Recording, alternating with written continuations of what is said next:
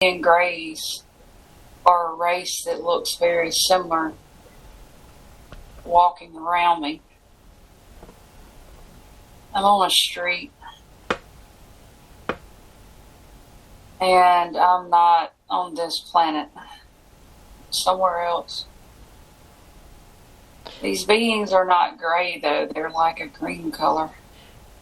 Are they good? I'm not sure.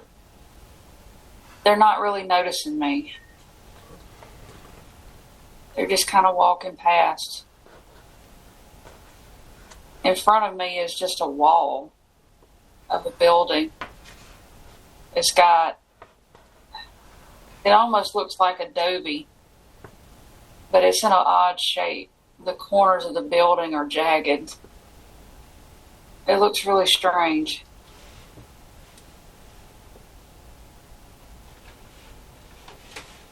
But nobody's really noticing me. They're all just walking past. There's a lot of these beings here.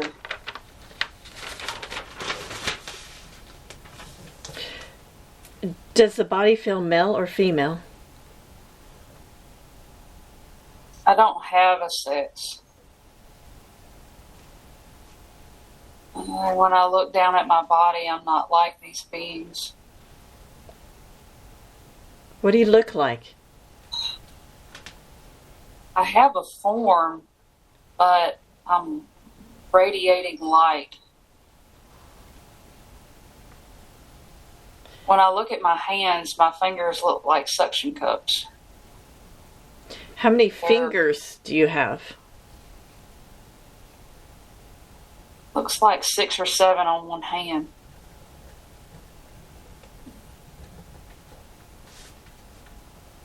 There's webbing between the fingers.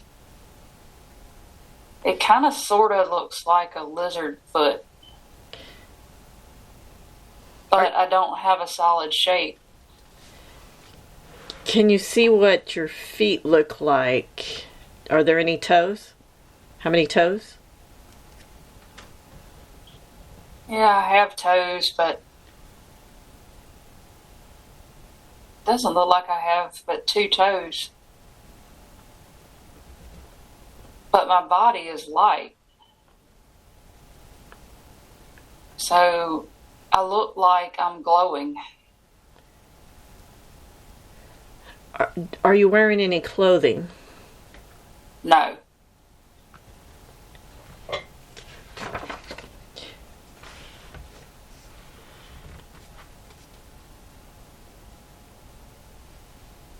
So I'm just kind of looking at myself, looking at my hands. And then when I look up and look around, I'm the only one like myself here. And I don't think they can see me. Do you have any jewelry or ornaments on the body? There is something on my chest. It's a symbol. There is a triangle with an L shape. It's like a 90-degree angle that sits in the middle of the triangle and extends out through the top and the right side. What does this mean? What does this symbolize? This seems like this is a device. I think I'm cloaked. Yes, this is some type of device that allows me to be invisible.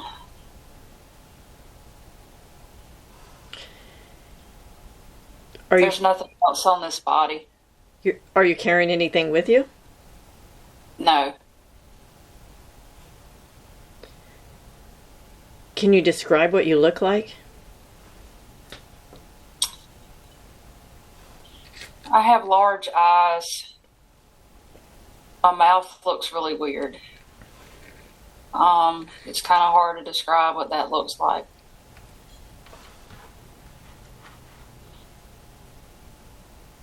My head is kind of oval shaped. It's kind of odd. I look really bizarre. What color's your skin?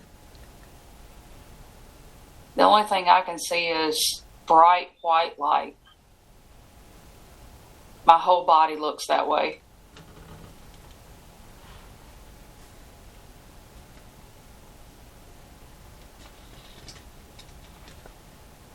I have a tail, apparently. Could you be a reptilian? That's what it's kind of looking like. I have, like I said, lizard hands and a tail, but I'm glowing.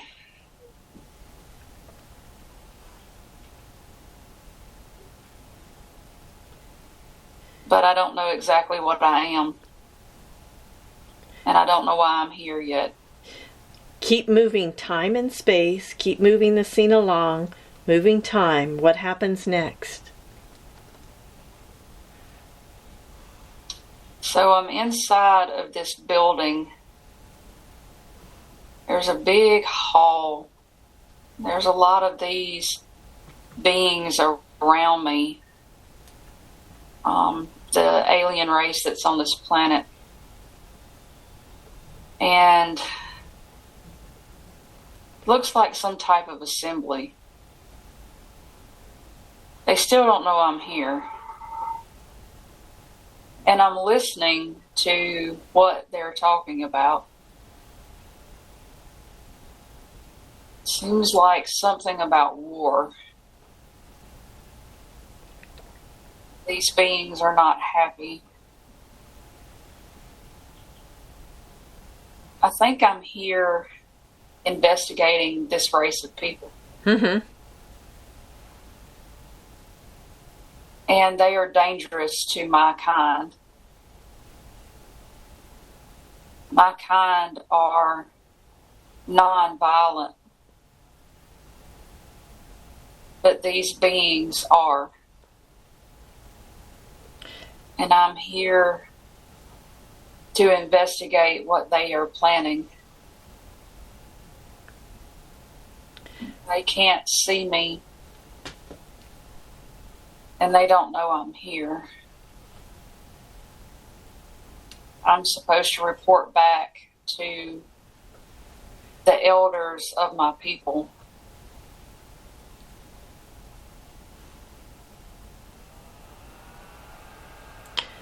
Why do they want war? They want resources that they don't have on their planet. And they're willing to do whatever it takes to get it. What kind of resources do they want? They want a particular type of ore that is on Earth and on other planets. This ore is important to their people. They use it in a lot of things in their society.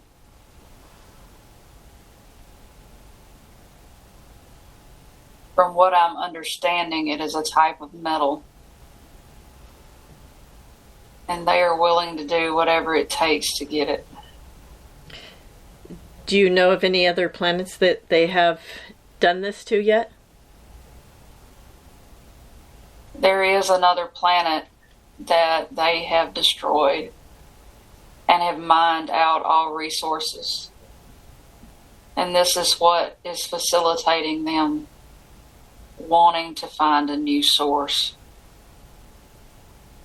They are talking about a neighboring planet to my own.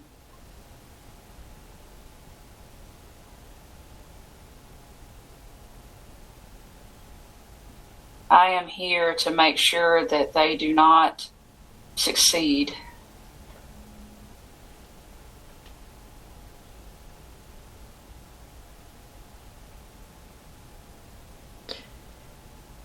What do you hear of their plans? They are arguing about how to move forward, how to go about subduing inhabitants of this planet. They are not willing to negotiate. They want to destroy all beings on that planet so that they have no resistance. Other parts of this group want to make them slaves so that they don't have to mine the ore. And they're arguing about how they need to go about doing it. There's two separate groups arguing against each other. And this race of people do not speak with their mouths. They speak through their minds. But I'm able to hear them. My race of people also communicate this way.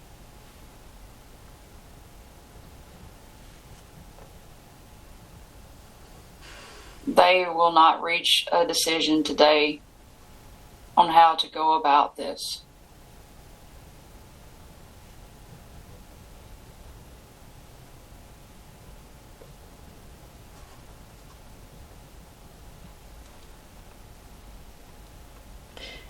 Keep moving time and space. Keep moving the scene along. What happens next of importance?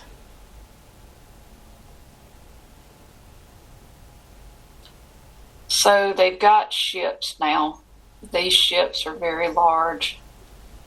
They do have some smaller ships that dock inside of the larger ships. The larger ships are just a carrier for the faster, smaller ships. They're preparing to invade. They have decided that they will take slaves to mine the ore. But most of the inhabitants will be killed. And it's time for me to go. I've had enough information to stop them now. My race of people will defend our neighbor. We are not warlike, but we have ways of stopping war without lifting a finger. We will be helping our neighbor to succeed against these beings. They will not be successful.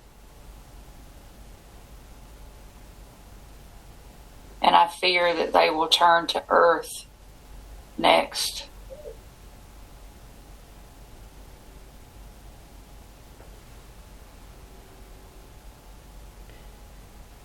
What happens next of importance? I am back with my people. There is a very large building. Everything here looks very strange. The buildings are not familiar. They are all oddly shapen.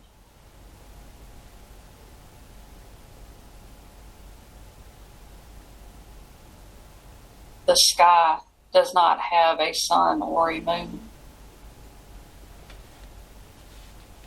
but it has a glow to it that illuminates everything. I am here to relay the information that I have learned to the elders of my people.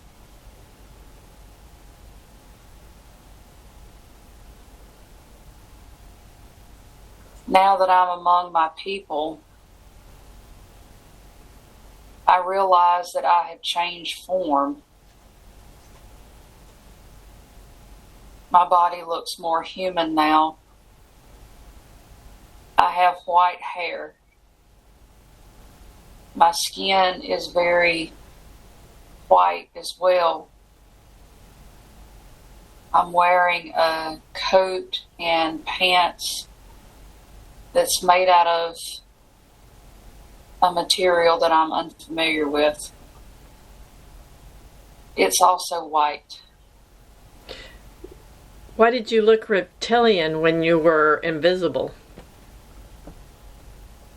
I am able to shift into the shape of other beings as well as cloak.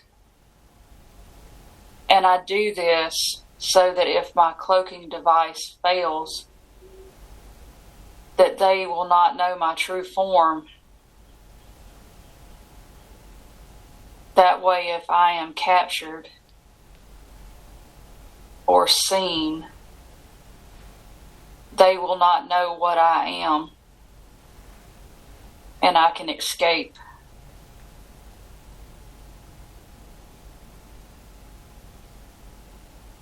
Now that I'm back with my people, I am male.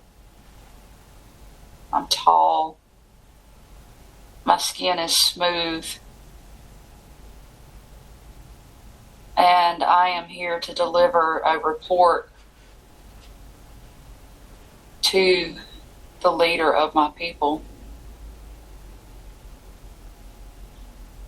And he is not happy. Who's he? I'm telling you. He is a being like myself. And he is a much older being than myself. He's hundreds and hundreds of years old. He has been our leader for a long time. And his clothing has gold cuffs on the sleeves of his garment. And instead of pants, his is almost like a dress. It's a flowing robe. And he wears a headdress that is made out of cloth. And it has a gold disc just above his head.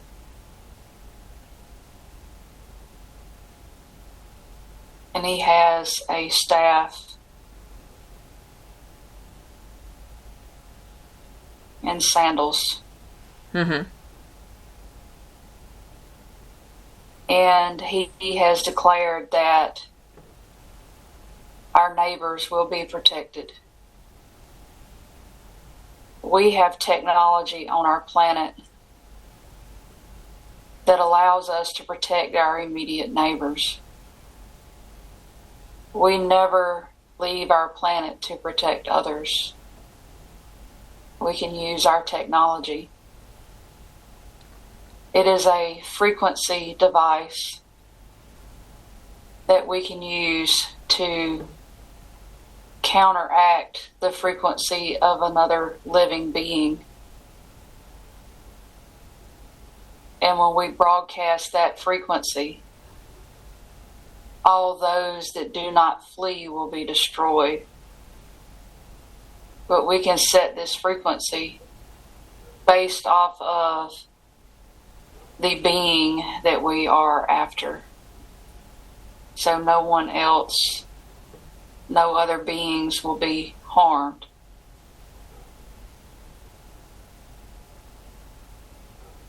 And he has declared that we will make ready our devices. And from the information that I gathered, we are able to set the frequency of these beings so that they can be destroyed. They will not be successful in harming our neighbor.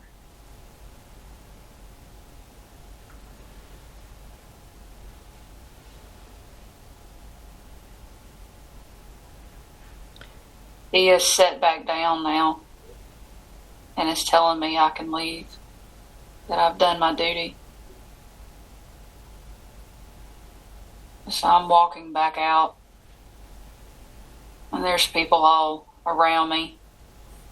Well, beings all around me. We all kind of look the same. Even the women kind of have the white hair and the white skin. Everybody has long hair here.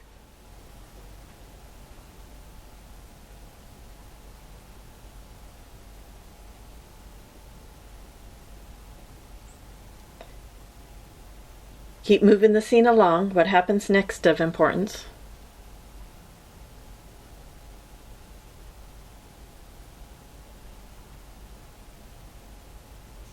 There's people kind of running around, not out of fear, but out of urgency. It looks as though the weapons are ready, and it is time to emit the frequency.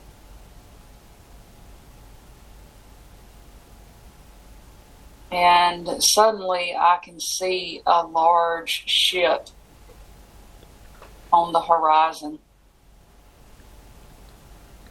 And there's kind of a nebula forming beneath it. It's this spinning, bluish black portal opening beneath the bottom of the ship. And there's a beam of light coming from the bottom of the ship through this nebula and down to the ground.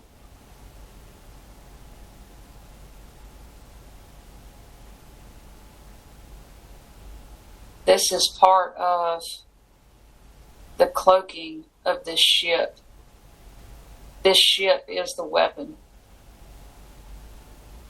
This ship is what powers our weapons on the ground. The beam of light is what powers the ground devices. But the ship will be what we use to emit the frequency this time. We are making ready. There's a loud booming sound coming from the ship. It's coming in waves. We can hear it throughout our planet. And I can feel it beneath my feet. It's almost like the entire planet is vibrating.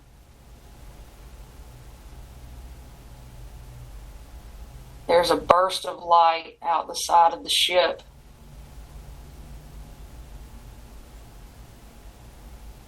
And we can feel it pass through us.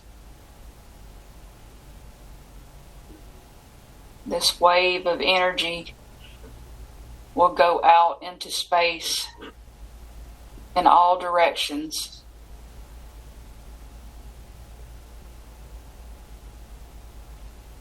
And this will disrupt the invasion of our neighbor. We will continue to send out waves of this energy, of this frequency. And all those that refuse to leave will have their bodies torn to bits. This was a warning. The next pulse will kill anything left that refuses to leave.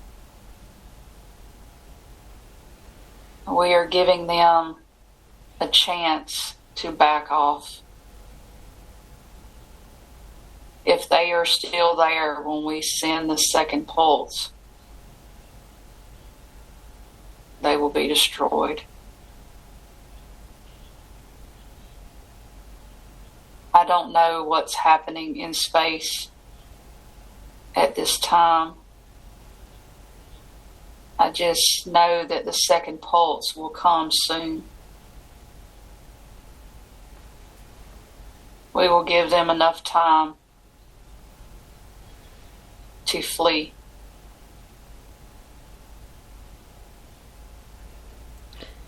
Speed up time and space, speed up time and space. Did they come back? We have sent out the second pulse. And our beings on our neighboring planet are protected. Some of the ships remained, and they are now vacant, floating in space of our neighbor. We have destroyed all beings on those ships. Our neighbors can now harvest these ships for their own fleet. These ships will help them understand their enemy and their enemy's technology. And we will help them as well. These beings will try again. So other of my kind will cloak and go to their planet again and make sure that we are aware of their plans beforehand.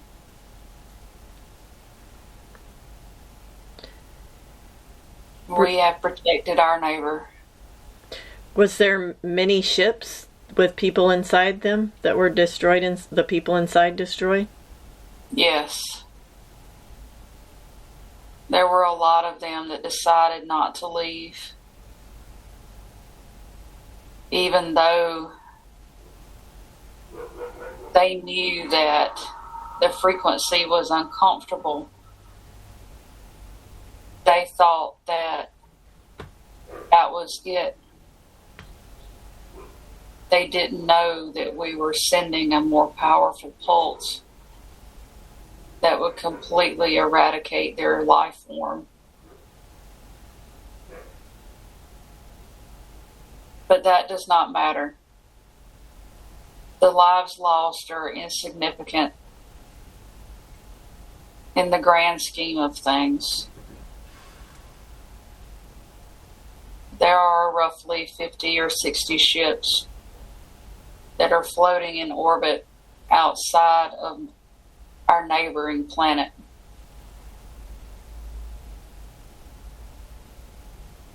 They will be able to use these ships for their own good.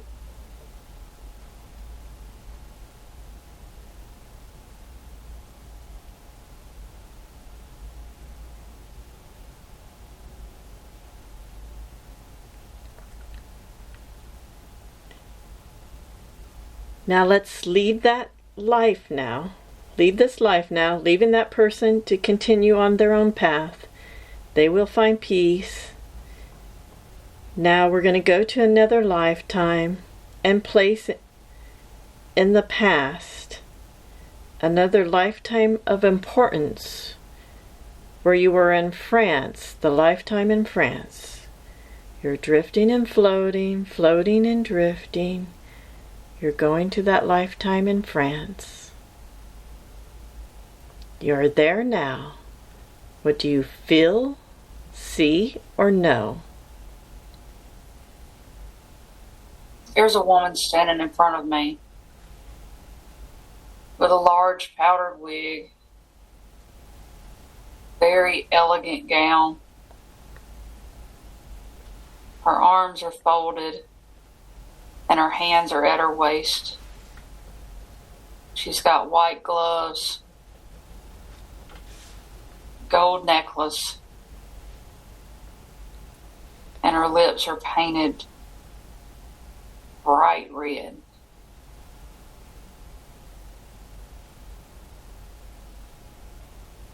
And I am a lady in waiting. I am part of another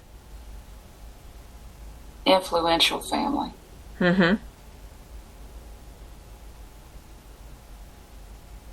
Do you know who that woman is in front of you? Marie Antoinette. What do you feel about her? I don't like her, but I am being polite because we are all interconnected in society, and she can have me killed just by speaking it into existence. So I am mindful of how I speak to her and how I deal with her, but I do not like her. Why is it that you do not like her? She cannot be trusted. And she treats people poorly because she knows she can.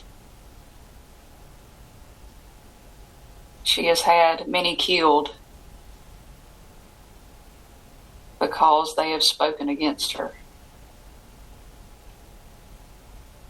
I am very mindful and cunning with the way I deal with her.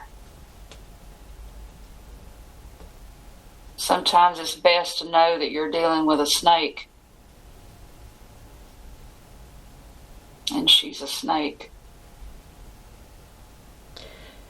We are talking about the political climate in France and how things are going with the monarchy. Mm-hmm.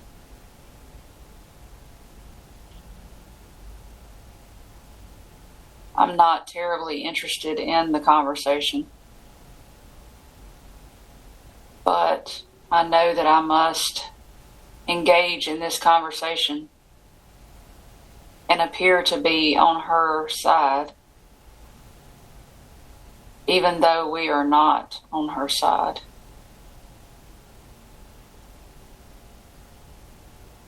My family is not interested in partnering with her in any of her schemes. So, But go ahead. we will have to appear that way in order to stay in good graces. So what's one of her schemes? She is trying to overthrow a duke and have him removed from power. She has decided to send a young girl there. This young girl, her entire mission is to cause havoc in the Duke's life. She has been sent under the guise of helping the Duke's household, but she is an intruder, and she will ensure that this Duke has scandal in his family and among his people. And I do not agree with the way she is doing things. But she wants that area for herself. And she has someone that she wants to put in that place where the Duke is. She will ultimately have him assassinated or publicly killed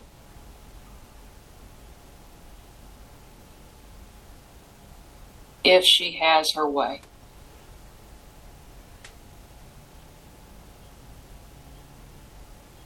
but I am being pleasant for pleasant's sake. I am also gathering information on some of the other things that are going on with the royal family.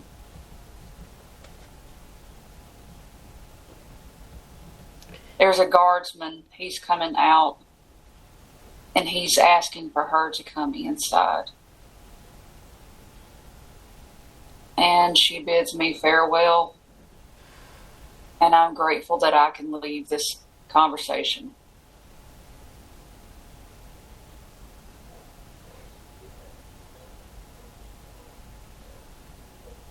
So I'm walking back down the street.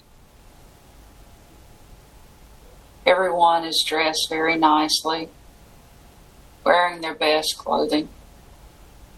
There are no peasants around. This is a very influential area. And a gentleman is walking up to me now, and he is asking if I would like to be escorted back home. And I tell him that that is fine.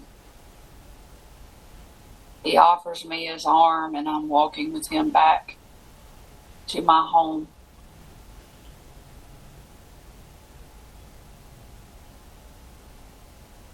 And we're just walking back. Mm-hmm. And he's just talking about just regular stuff, you know, the weather and how nice things have been, and complimenting me on my dress. I am not married, and he knows that. I've seen him a few times, but he is not on the list of suitors, according to my father. But I don't know enough about him to have an opinion. Mm-hmm. He seems nice enough. But then again, most people seem nice on the surface. So I am back to my home, and there is a doorman here, a guard. He is opening this really beautiful front door. It's very ornate. It's made out of wood. And he is opening it for me, and I'm walking into a courtyard. It's really beautiful. There's a fountain in the middle of the courtyard. I can hear children playing, but I don't see them anywhere. I can hear them laughing and running on the stone, but I don't see them. They must be around the corner. Mm-hmm. And I'm going back to my father. There's something that I have to tell him. So my father, he is sitting in a library, and he is happy to see me. He stands up and puts a hand on each shoulder and kisses me, and asks me how my day has been. And I tell him where I've been. And he kind of looks at me with a scour. And he said, "What is she up to now?" And I tell him about her scheme with the Duke. And he is upset. The Duke is a friend of his. And he insists that he must send word to him as soon as possible. So he tells me to leave while he writes a letter to his friend. And he walks over to his writing desks and sits down and pulls out the quill and begins writing. He is very upset about her decision to go after the Duke. And he hopes that he is able to stop this before it escalates. So I walk down the hallway. It's a very long hallway. One side, the right side, is open to the weather. There's archways. And as I'm walking, it's kind of chilly. It's almost like a terrace overlooking a lot of land.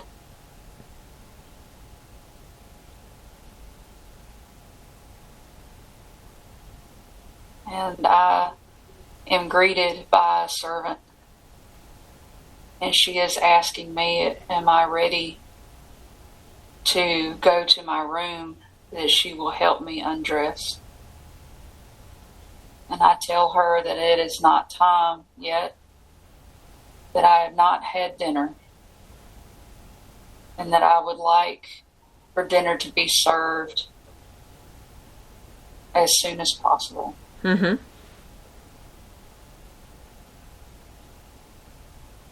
And she hurries off to the kitchen to let them know to begin serving dinner. I've been out of my home for quite a while today, and I am tired.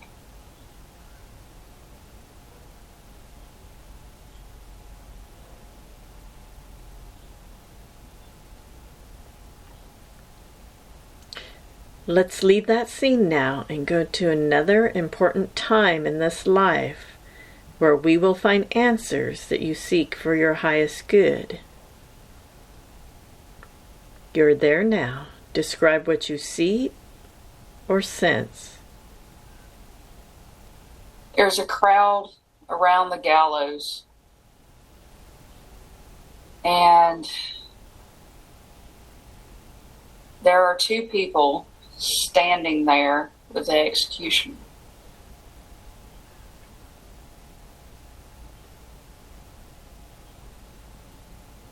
They have been placed in nondescript clothing. They're kind of an off-white linen. Both men. Do you know who they are and why they're being killed? One is the Duke. The other is a thief. The Duke got involved with a girl that Marie sent, and it caused a very big scandal, and he is being executed for dereliction of his post.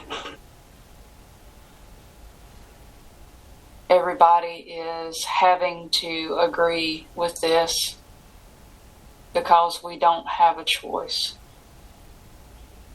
If we speak out against this, we will be executed as well.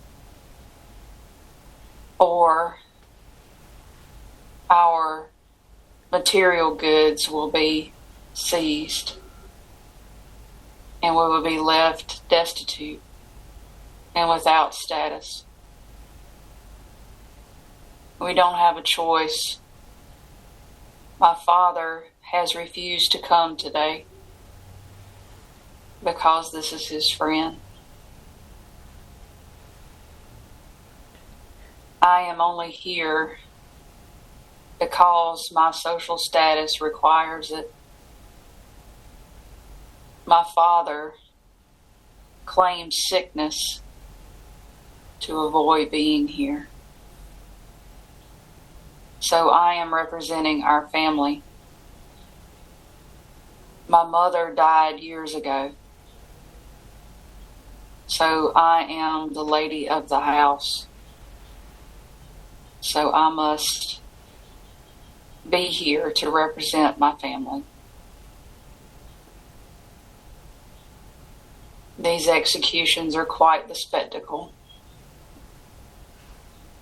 There's vendors and people shouting and people cheering, and it turns into quite the social gathering whenever there's an execution.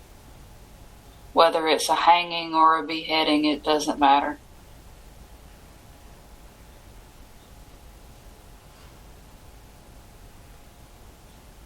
And they're slipping the ropes around their necks now. And I look away and pretend that I'm going to a vendor so that I don't see the execution. I have no taste for this type of display.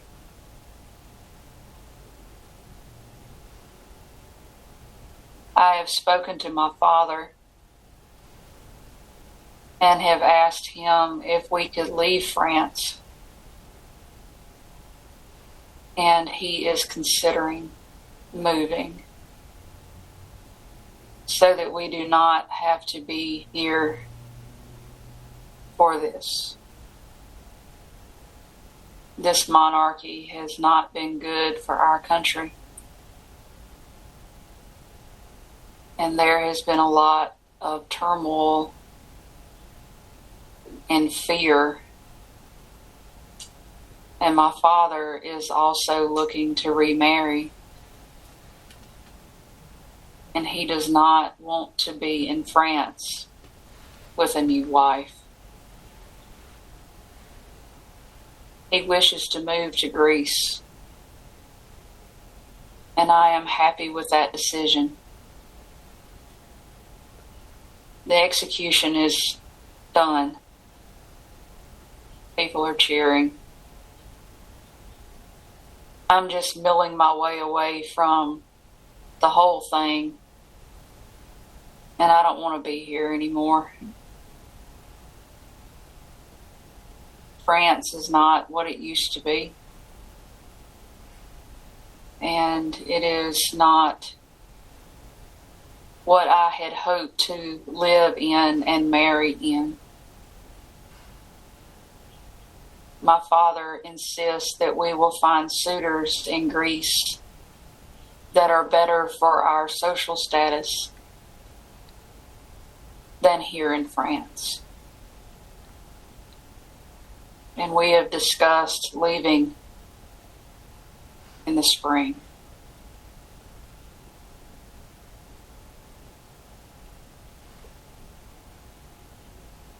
And I'm walking back to my home now. I've served my social duty. And I'm angry. I'm angry that our people and our country have turned into this. That we are fearful to speak up against such travesties. The cowardice that we all live under is distasteful. But it is the only way for us to survive.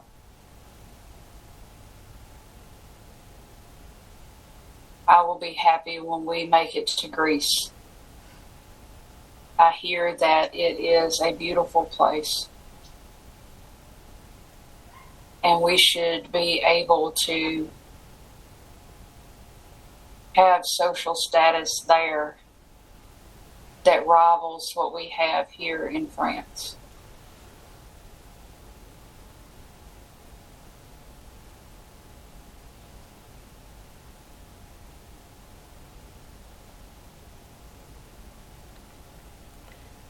Keep moving time and space. Go ahead. What were you saying? I had made it home. Keep moving time and space. Keep moving the scene along. When something important happens next. Yes, there is an argument. Marie has confronted myself and my father about us leaving France.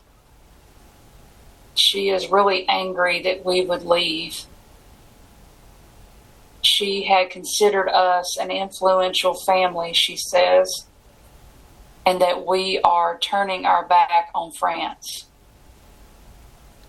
My father is doing his level best to be civil,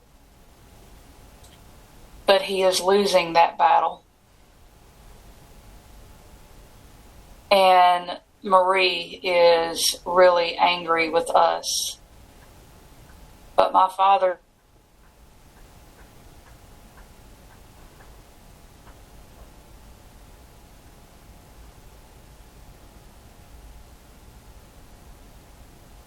to stay in a country like what she has created.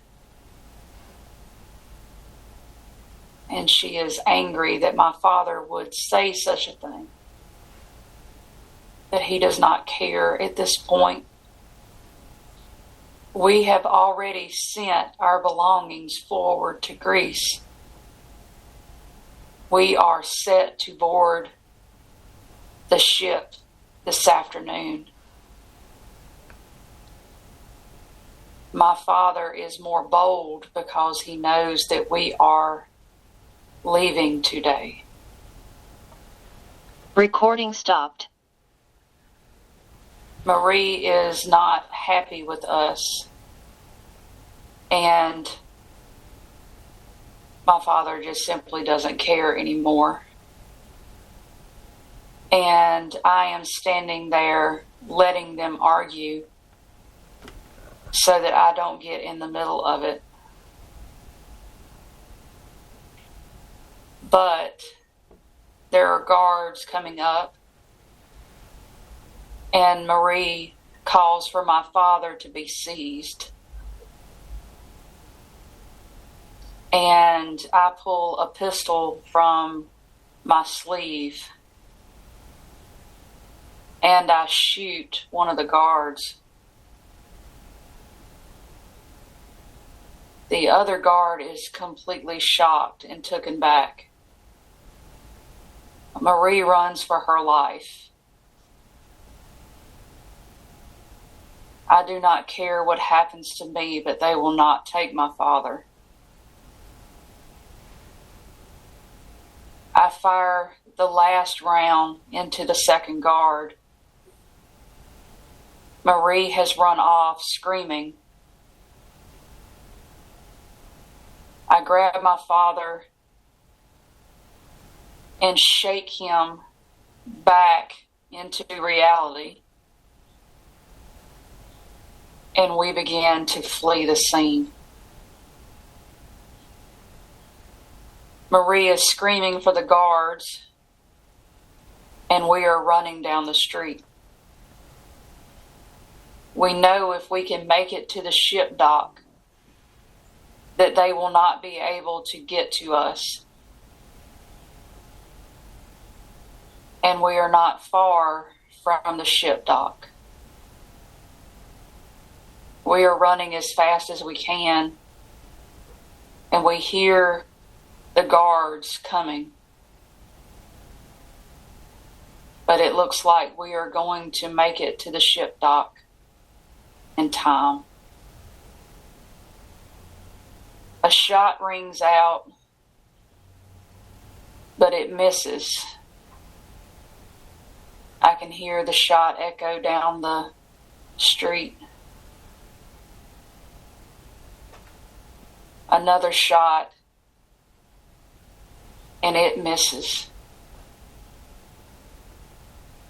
They are still too far away for their guns to be of any use. Thankfully, we have made it to the ship dock, and they are allowing us to board. Once we are on the ship, we are outside of the reach of the monarchy. We are in international waters, and the guards cannot come after us. We have made it safely on board, and the guards stop their advance. They know that we have gotten away. My father and I both are glad that we made it on board. We are tired and out of breath from our running, but we are alive. And that's all that matters. We will start our new life in Greece and leave this miserable place behind.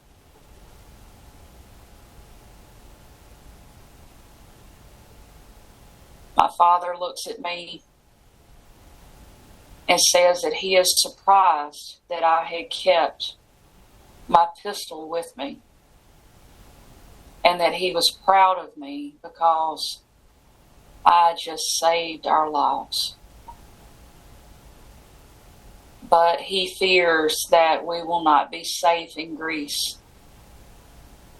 that they will send someone to get me because they will consider me a traitor to France because I have murdered 2 of the royal guards. I am not worried. My father is. We will cross that bridge when we get to it, I tell him. And I am not concerned because they are unable to come after us directly. They would have to come after us indirectly.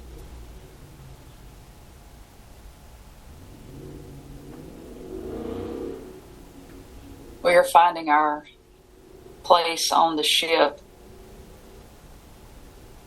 so that we can relax for the evening.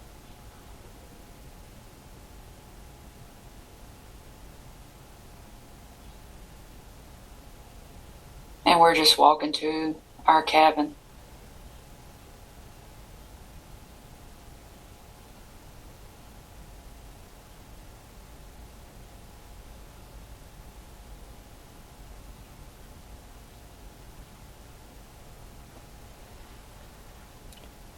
Let's leave that scene now.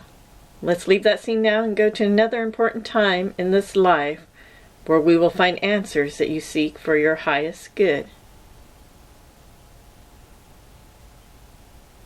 We have made it to Greece. We have been here for several years now. We have heard word of Marie Antoinette being dead. And we are both very happy that she is no longer a threat to us. Over the years, she has tried to reach us, tried to bring us back against charges. But we have always been able to avoid this. My father has a very high status in the government here. And we are protected because of that status. But now that she is dead, we do not have to worry about her anymore. And we are grateful. I have found a suitor that my father is pleased with, and I am set to be married. Do you like him? I do.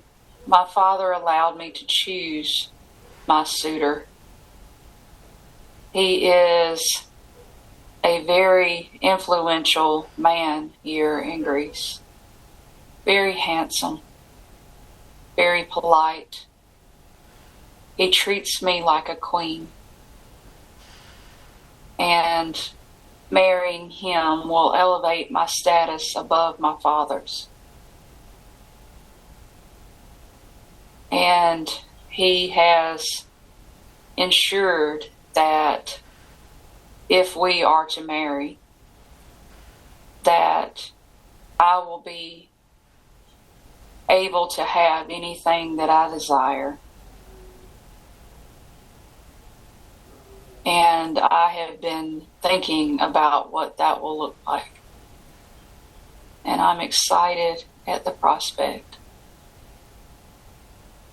We have been seeing each other for a few months. My father has also taken a bride in this time. He found a very pleasant woman here in Greece from a very influential family. She had widowed young due to illness. And so her and my father have something in common. They are very happy together. She's always chatting, almost like a little bird, just singing away. She hums a lot and sings a lot. She's a good bit younger than my father and has not had children, so they are planning for children. I guess I will be a big sister after all.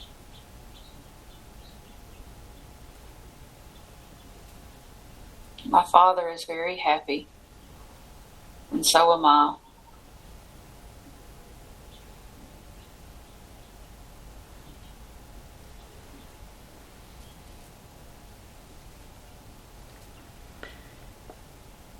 Now, I'd like you to go to the last day in the life that you are looking at, the last day of your life, and tell me what is happening. My husband is kneeled down beside me. He is stroking my hair. I have been sick for quite some time. No one knows exactly what is wrong, but I have been in poor health for quite a while. My hair is gray naturally now. Did you have any children together? We had two, a boy and a girl, and they are in the front room now. We had a very happy life together, and he never disappointed me. He always took care of me and made sure that I had my heart's desire.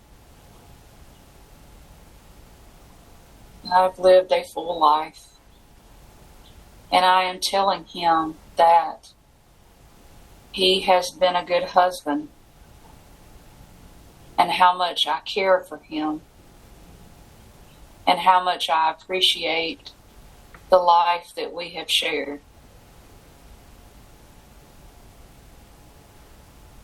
He is not handling this well, and I expected him not to.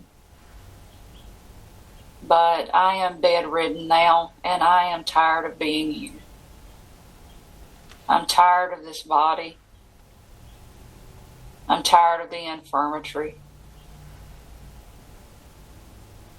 Take your last breath in that life and go to the other side. Go to the light.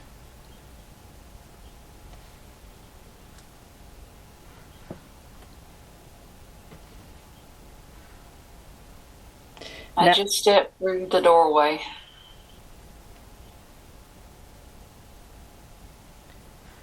What do you see on the other side? It is a white room, bright, bright white. And I'm standing there looking around, kind of wondering what just happened.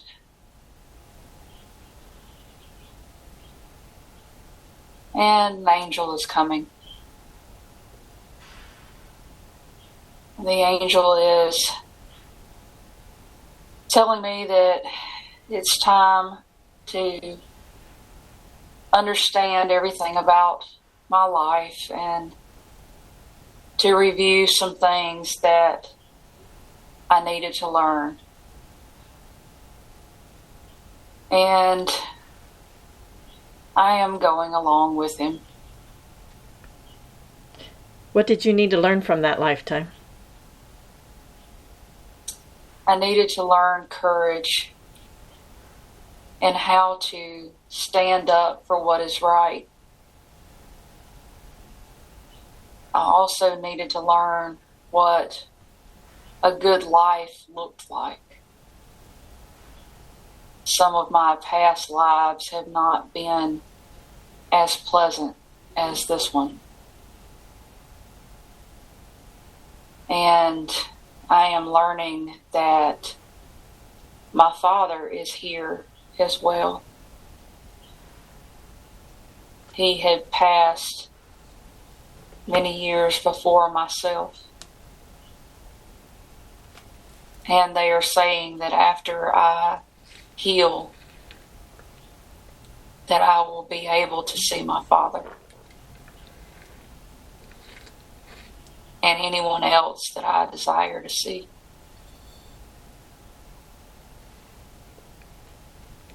I am in need of rest, integration, and healing. And it is a time for that now. So I will begin this process, and the angels will help me with all of this. Part of this experience is me integrating this life into my soul, into my essence. And that will take a while, because now I'm able to see my life from a higher perspective, from a perspective in union with God. And my life looks different from here than it did living it. So I will spend some time studying this life to understand all aspects. And I can even explore different realities that could have happened in this life based off of decisions that I could have made. And by studying these possibilities, my soul will be able to understand what is needed in future lives. And it gives my soul the ability to expand and have a higher awareness of decisions and free will. Ultimately, lives on Earth and other planets teach us about free will. It is one of the greatest gifts that a being can have.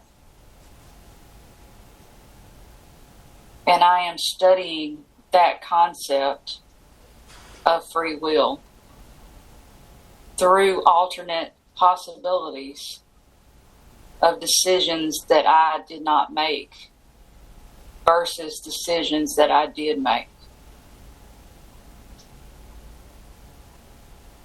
And this will take time.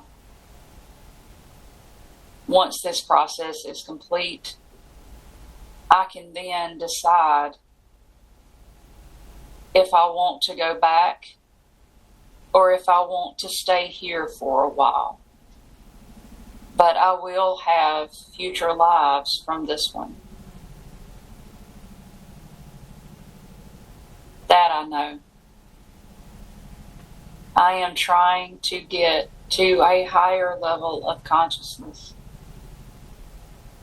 And this is the process that one must take to get to that understanding that is required.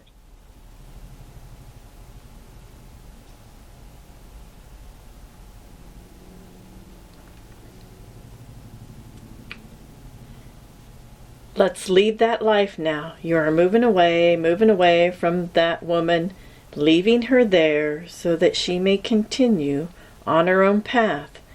We send her away with love and peace. We now leave that scene with gratitude. Can I please speak to the higher self of Brandy? Yes. Thank you. I love you, I honor you, and I respect you for all the aid you have given us today. I know that you hold all the records of Brandy's different lives. May I ask questions? Yes, you may. Why is it that you chose to show her that life in another planet where they were watching over where she was watching over the other planet, making sure that they did not harm another planet? She needs to understand some of these other beings and the lives that they live. I wanted her to see this life, to experience life as a different type of being. I have shown her lives leading up to this on other planets, but each time they were humanoid. This life was different. Her ability to shapeshift is one that is special to that particular type of being. And shape-shifting is an essential part of how they go through life. So at no time do you actually know what they look like. And she needed to experience life as something other than human, so that she could understand the complexities of her soul and where she has been and what she has done. Her soul is immense in its knowledge. And this life we showed her was an important life in her development at the time. She took the role of being a spy for the greater good. She was a key piece in protecting the neighboring planet. And it is good for her to see herself in these types of roles. I have shown her lives at the key moments for her development on her journey. And this life was important for this stage of her development. What planet was that? The name is not something that can be pronounced through the human mouth. It is a sound, a frequency. Can you tell us the race of the people? I'm not getting anything. That's okay.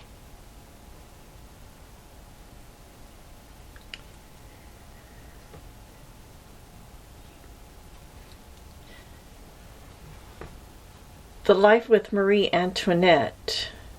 Why was my higher self telling me that you had a life there?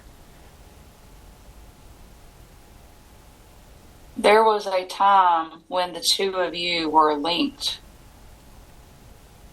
There was a time when you each were bonded in that life to understand different concepts of each other's realities.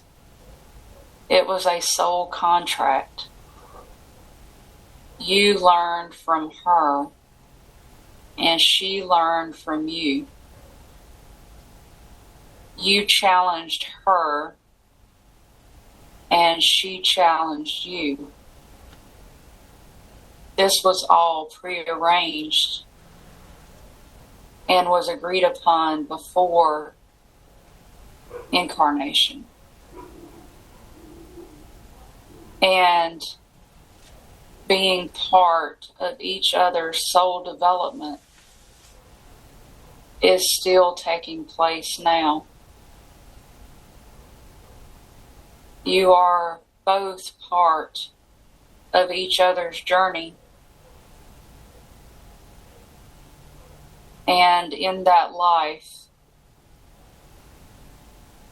you had special interactions that helped both of your souls advance. And that is why it was needed to come to the surface at this time.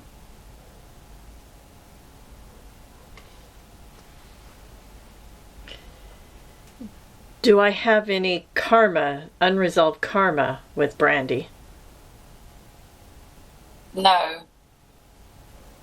That has already been taken care of in a previous life. At this point, the two of you are in a mutual agreement to help each other along your spiritual journey. And karma is no longer part of the equation. This is solely for advancement of you both.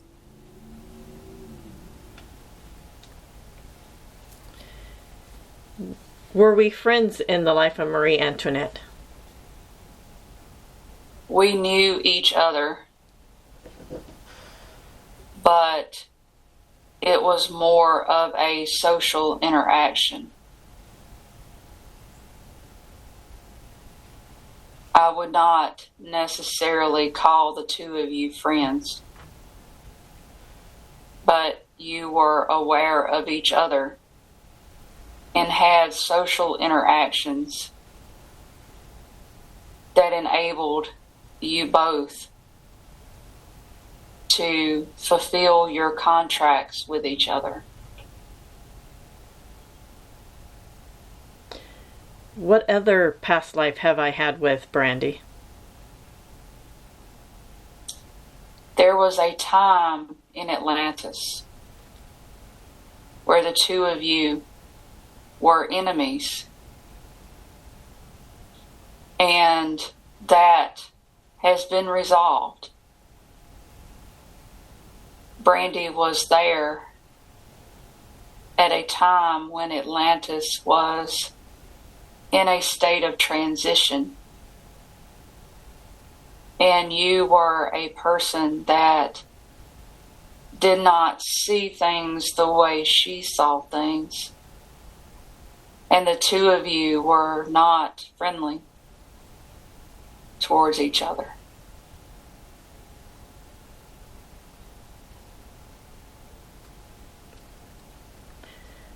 I'd like to call in Archangel Michael for a body scan. Archangel Michael, can you give her a body scan to make sure there's no entity attachments or implants?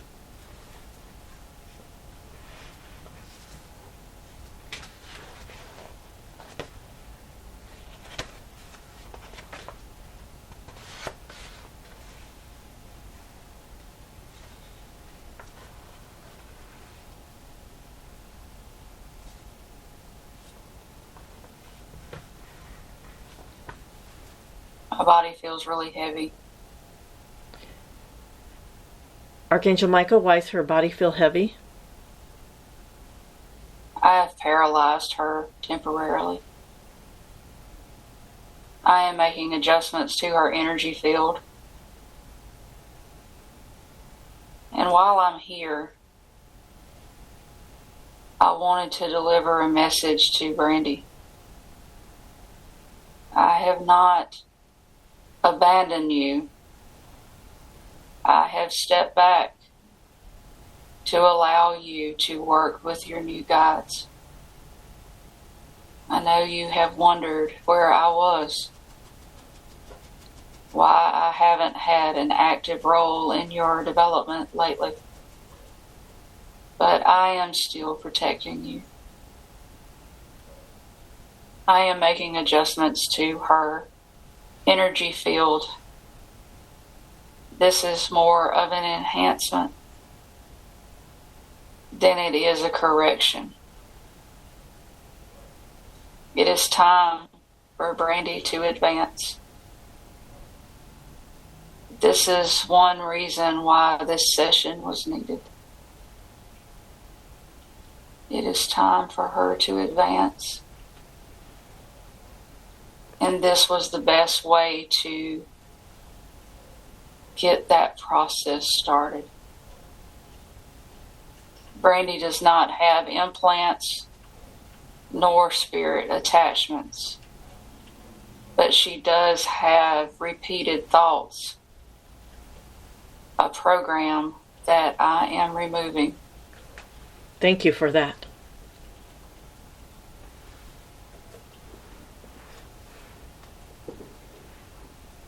We guard Brandy against implants and attachments. At this time, she is at a pivotal part of her development, and it has been decided that it is time for her to move to the next level of understanding. What is the next level of understanding? She will now start to really understand her gifts better. Her energy field is being upgraded so that she will have a greater impact on those around her. Her aura will expand and be stronger than it was before. And I am adjusting her frequency so that her ability to see into other dimensions will be enhanced. This ramping up of frequency will happen over the next 6 months. It would be too much for the human body to take all at once. So we will do it gradually over the next 6 months. Brandy will start to feel different in her body. And this session will allow her to understand why her body feels so strangely. She will not be sick, but her body will feel different for a while. Once she reaches the new level of consciousness, of frequency. Her ability to see into other dimensions will shift, and she will have a greater impact on the ascension process of Earth. This is necessary at this time. She has passed the test and proven that she is ready.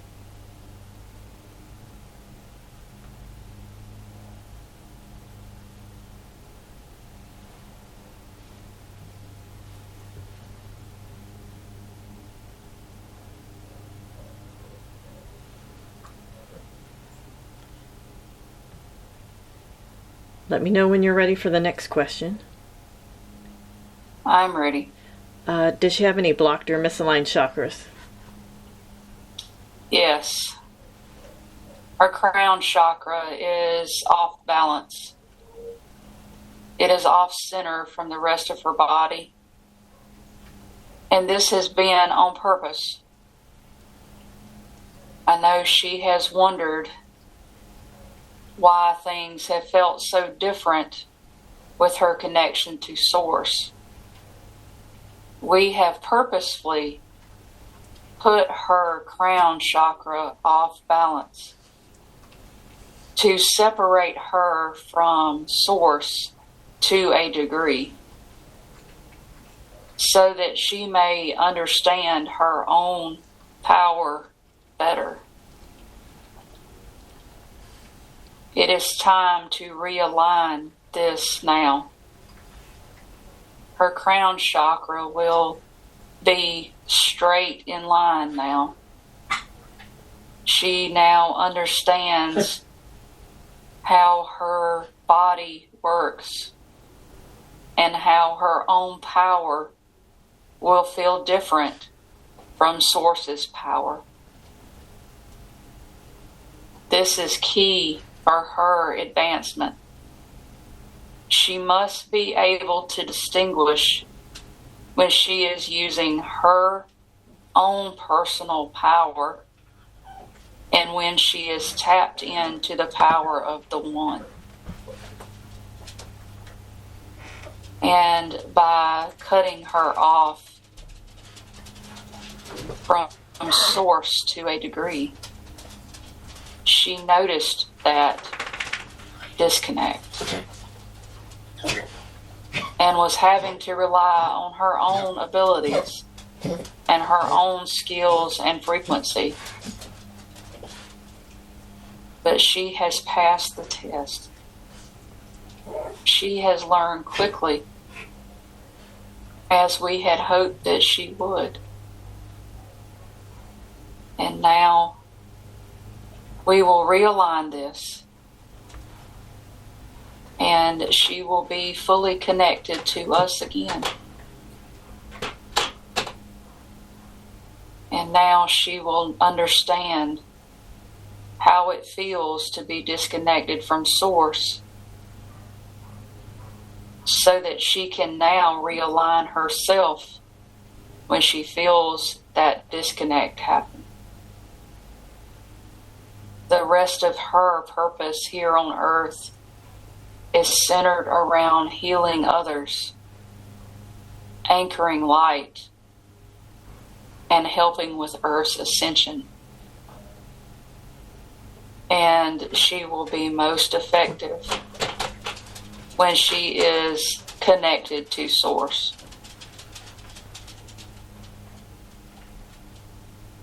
Her chakras are now aligned.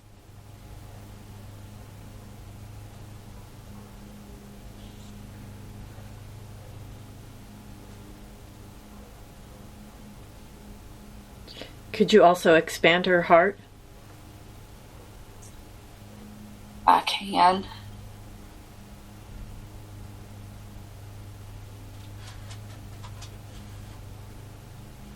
It's done. Are there any issues with the auric field? No. We have helped Brandy keep this part of herself strong. She is able to do this through Reiki. And we have taught her through others about auric tears, implants, and attachments. And she has been able to maintain her aura. Is there any trauma from any past lives that need to be healed? Yes. But I do not wish to explain those things. I will remove them now. Thank you.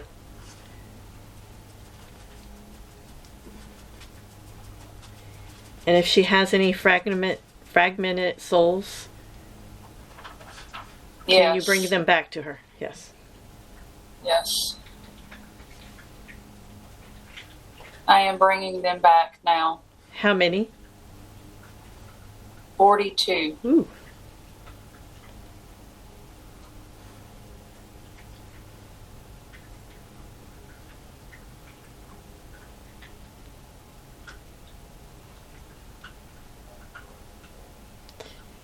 Can she have a DNA upgrade?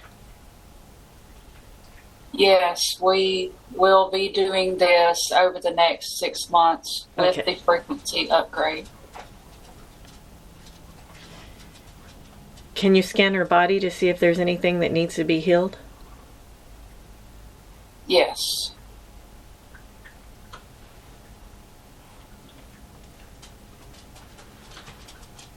I am finding an energetic imbalance in her spine. I am correcting it.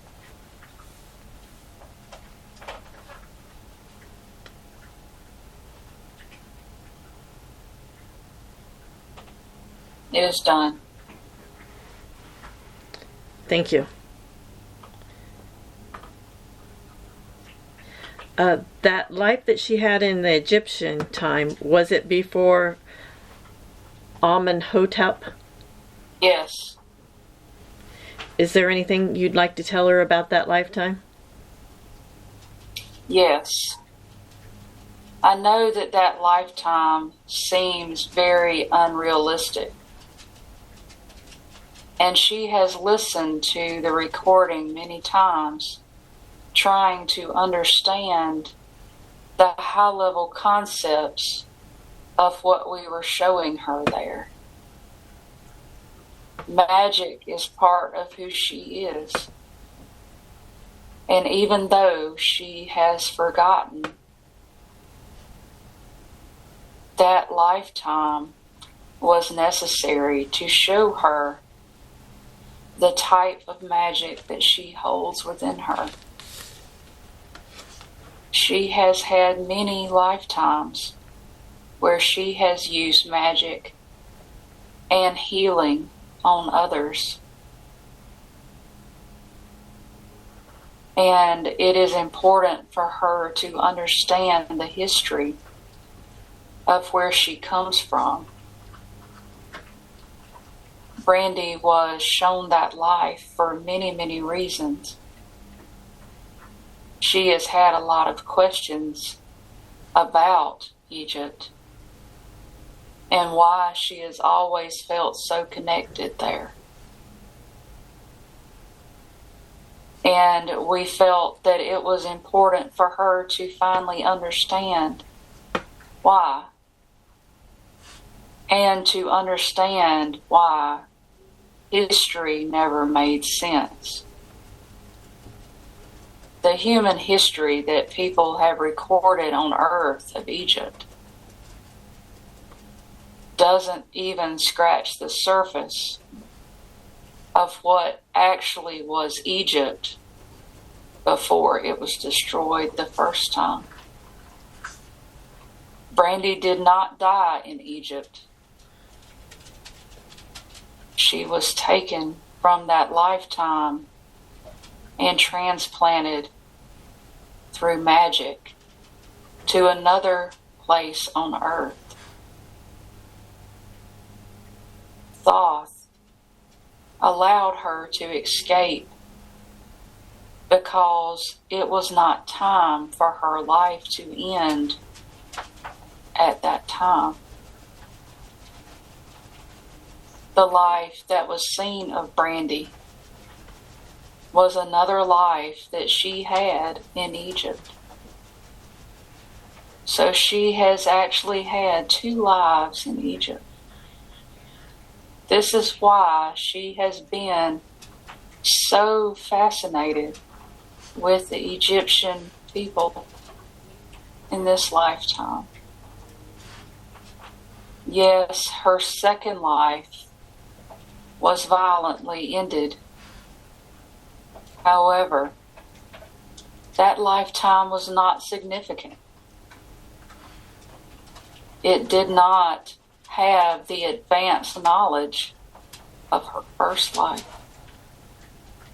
But she had desired to go back to Egypt because she wanted to help bring Egypt back to its former glory. But she was unable to do that, and we knew she would be unable to do that. But she was convinced that she could help. And she did. But that second life was not significant to her soul development at this time.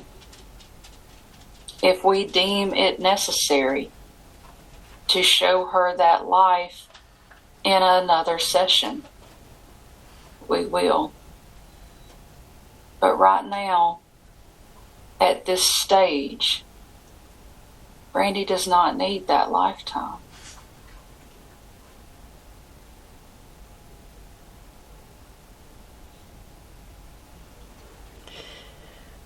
Why did the crystals not help her husband, Evan? Evan is going through a lot right now. And he is learning through this process. Evan's body has some things that he needs to change so that his health will improve. He is taking in toxins that are not good for him. But he is doing this because the frequency that he is vibrating at is uncomfortable. And it is important at this time for Brandy to understand that Evan is ascending. She had been worried that Evan was one of the ones that would not ascend at this time. But it's quite the opposite, actually. Evan is self-medicating to lower his frequency where he is more comfortable. Brandy must help him understand that the reason that he is uncomfortable is because his soul has not been at this frequency before, and that he must live in this frequency to get comfortable in it. And so he must eliminate things from his diet that are preventing him from feeling that frequency. Tobacco being the number one thing. But he had also been advised by his doctor to drink alcohol due to his kidneys. But this was poor advice. And he has realized this and has stopped with the alcohol. Alcohol will always lower the frequency of a human. And this is why he feels so good when he is drinking. Because his body's vibration is lowered. And this is a vibration that he is comfortable in. But since he has eliminated the alcohol, his frequency is going up. And as his frequency goes up, he must shed things that are no longer at that vibration. He must also stop tobacco. This has a lesser effect on the body than alcohol, but it still has an effect. And it is disease causing. Humans were never intended to ingest this plant with the chemicals that other humans have put in it. This is no longer a sacred plant on earth. And it has been misused, so its frequency is low. And he must give this up. His kidneys and urinary pain are part of his detox process. And he will go through this until his frequency settles down and he stops purging these low-level vibrations from his body. I have asked his higher self to remove an attachment that is on Evan. This is an attachment that he picked up in a previous life. This attachment no longer serves his highest good. It is not a spirit attachment. It is an attachment of another being that he shared a life with in another life. This being has inadvertently attached to him in this life due to soul memory. His higher self will remove this attachment because it is no longer for Evan's highest good. Evan will feel different and he may become ill because this attachment has also been lowering his vibration. This attachment has also caused him to have a predisposition to having addictions, the tobacco being one of them. He had started to develop an addiction to alcohol and was able to stop himself before it became a full-blown issue. This attachment from this previous life is now removed, and with it will go a lot of the attachment that he has to addictions. This is for his highest good at this time. Is there anything you could do to help heal him? Yes. We can adjust his frequency and help his body hurry through the symptoms that he has. I can also apply an energetic seal over him that will allow the detox process to go without him realizing what is happening. It will lessen the impact, but his body will still detox, just not in the severe way that it has been. We never intended for harm to come to Evan through this detox process. But sometimes we must make adjustments that are uncomfortable, or else that person would have other health issues more severe than the detox process that we put them through. But since he is so uncomfortable, we will lessen the effect. The detox will still continue at the level that it's continuing at. He will just not have the physical symptoms as strongly as he does now.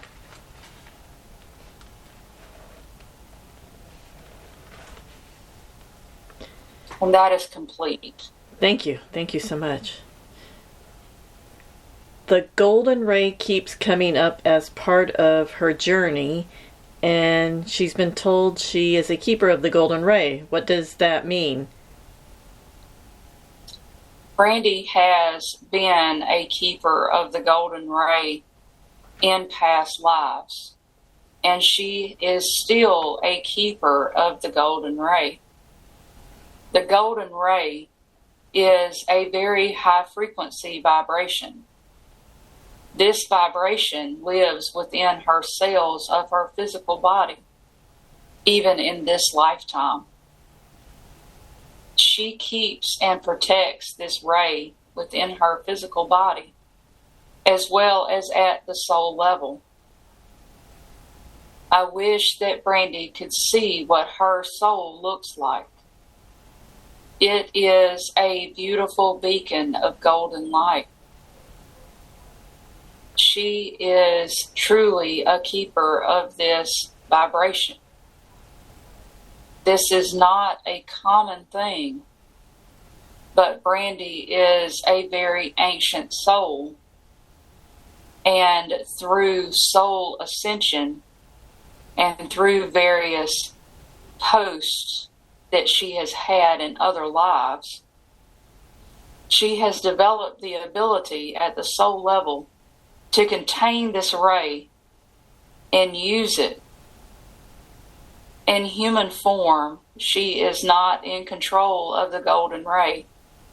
Instead, the golden ray has its own intelligence, and that intelligence works through her and out of her aura and out into space around her.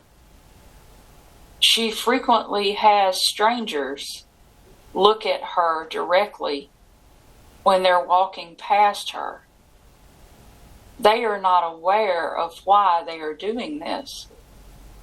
And it is unsettling to Brandy sometimes, because the people that are attracted to look at her directly are usually people that are unsavory.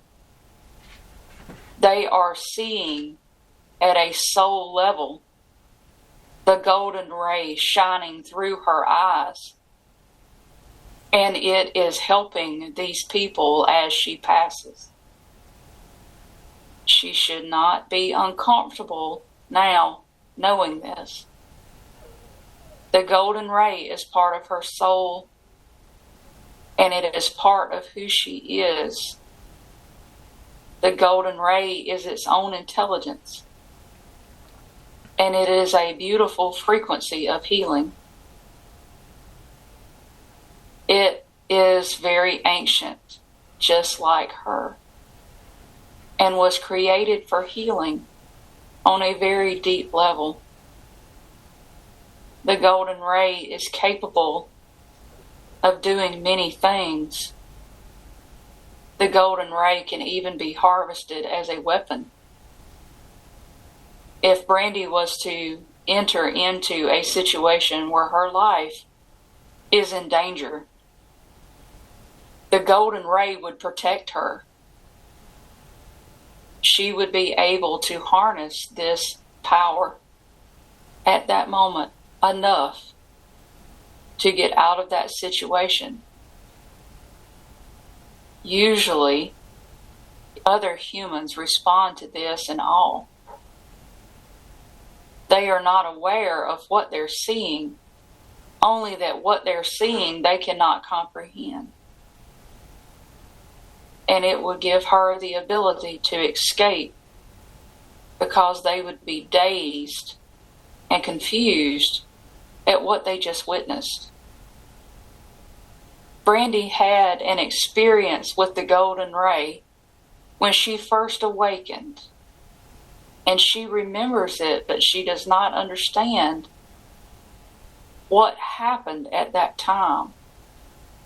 Since she has asked this question, I will explain. Brandy was in the mall and was focusing on the center of her chest and was saying that she was emitting her light. She was focusing on emitting a light from her body out into public. She wanted people to see light. She wanted to bring healing to people in public without them knowing.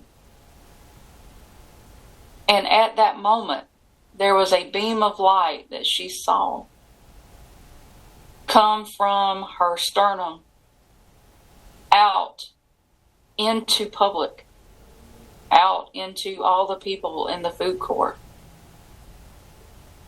This experience has left her confused over the years as to what happened. That was the golden ray. She had tapped into that frequency. And when she emitted it, people in the food court stopped what they were doing and stared at her. She knew at that moment that something had just happened. Something very profound. But until now, we had not had the opportunity to explain to her what had happened. But that was the first experience in this lifetime that she had with the golden ray. She was able to utilize it at that moment. Now, this happens without her knowing. And this is why strangers look at her directly when she is walking past.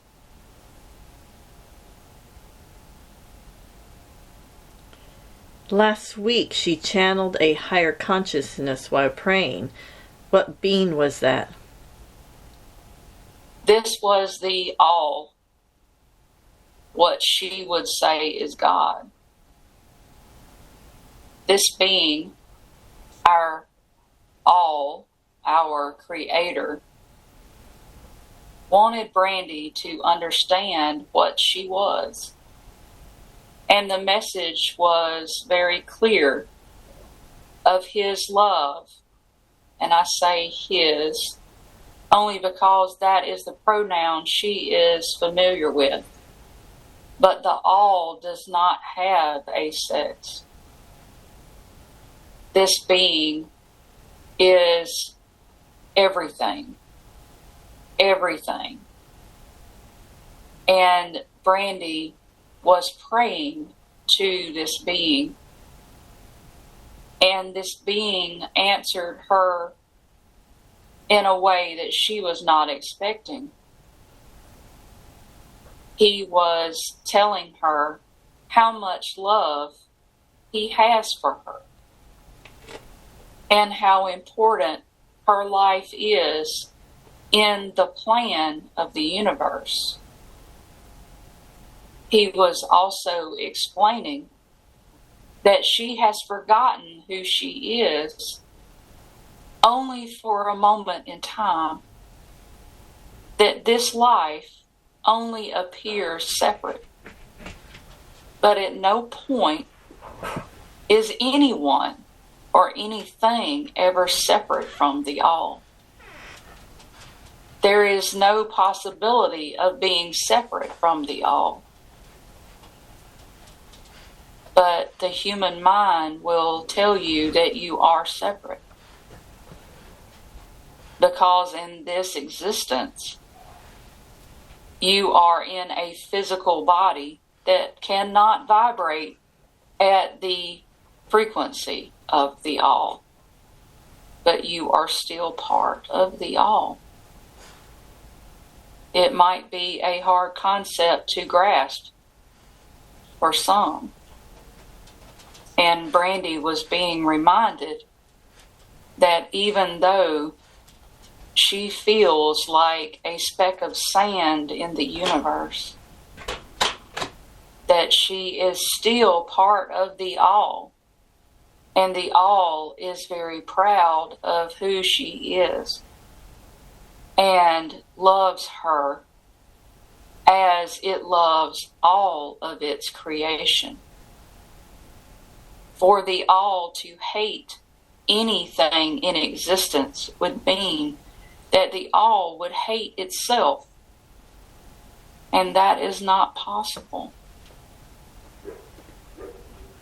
And the all wanted her to understand that she is the daughter of the all.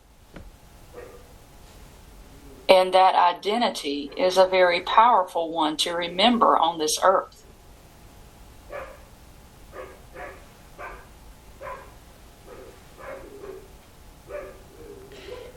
In Brandy's last session, it was all about magic. It seems so deep and fantastical. What was the takeaway information being shared? We spoke about this earlier. This was important for Brandy to be able to understand what her soul is capable of. Yes, from a human perspective, her previous lives do seem impossible, almost fictional. And she has questioned whether or not what she saw was accurate. But it was very accurate. What she experienced is exactly what she was supposed to experience. It was important for her to understand that magic is who she is. Her soul is capable of things that the human mind cannot conceive. She has been beings on other planets that was so powerful, and she needed to understand what she actually is.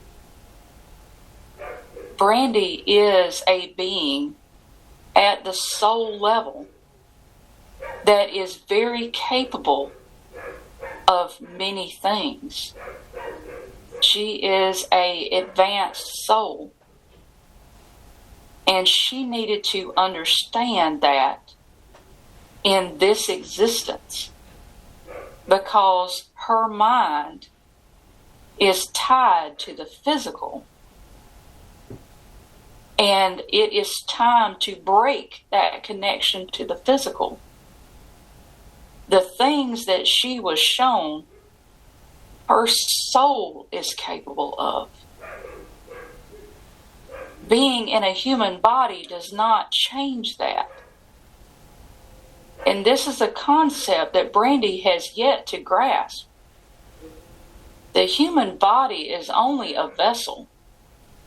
It is like pouring water into a glass and putting a lid on it. Just because there's water in the glass does not mean that there's not water outside of the glass. The tiny fragment of existence that lives inside of the vessel that Brandy knows as a body is truly only a tiny fragment of the soul that she is wielding. And this is a concept that is due to her. But seeing herself in these other lifetimes might seem fantastical to the human mind.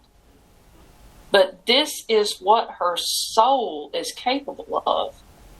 And the majority of her soul is still in the ethers. Only a tiny fragment is animating the body that she knows to be herself. She still has a full soul. So being in the ethers, if we were to put numbers to it, 99.999999% of Brandy's soul is still in the ethers. It only takes a small fraction to animate a human suit, because that is all this is a human suit. It gives you the ability to experience a physical reality and to experience free will. But the majority of Brandy's soul is in the ethers, and she has full control over her entire soul, as all humans do. And this is a concept that is important, because knowing her previous existences and knowing that her majority of her soul is still in the ethers, she is capable of anything. The physical reality is only an illusion. We have told her this, but this is a concept that is hard for the human mind to let go of. It is difficult for the human mind to understand that the physical plane is all an illusion.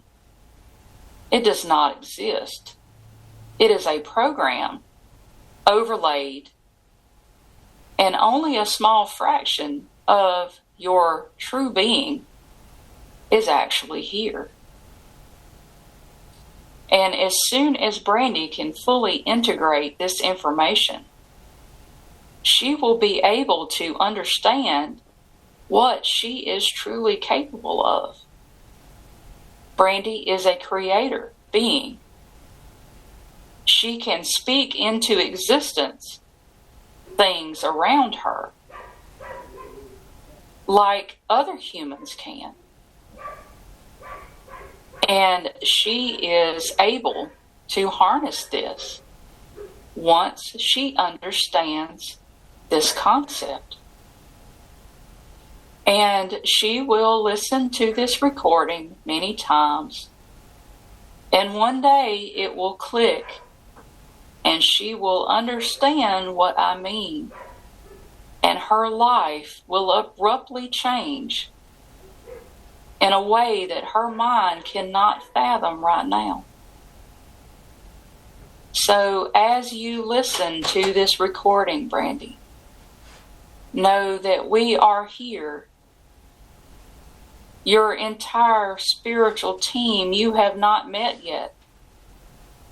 We are here assisting you and protecting you and helping you to remember the very deep and complex fabric of the universe that you are a part of. You are incapable at the moment of understanding this concept fully. But as your frequency and as your spiritual path advances, these concepts will become elementary, and you will move on to more deeper truths. This lifetime is filled with very interesting concepts that you will finally remember in human form. And when you do, you will be able to bend time in such a way that you will never want for another thing. Dimensions will be able to be skipped across like kids playing in the park.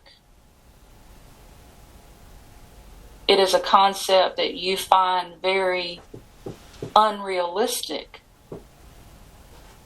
but it is possible in human form, because the majority of your being is in the ethers, and in the ethers you are one with the one.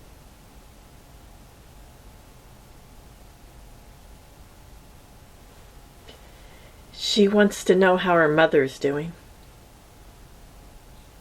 Her mother is finished with her soul healing. Her mother is now doing a review of her lifetime. She is exploring mistakes and triumphs and her sickness at this time. She is integrating the life that she just lived.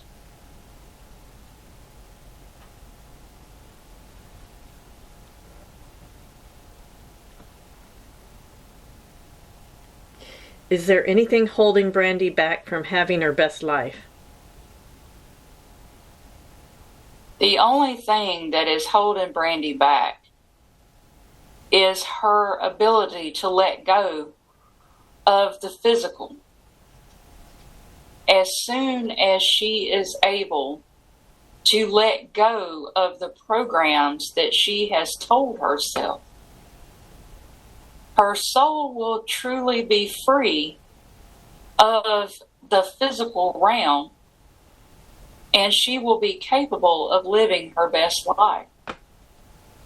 The concepts that I spoke of earlier, she will have to master in order to have her absolute best life. But Brandy is on the trajectory of achieving that. She is advancing faster than we had originally expected her to. And we are happy about that. And we are hopeful that she will continue on this trajectory so that she will achieve this higher timeline, her ultimate timeline on this life.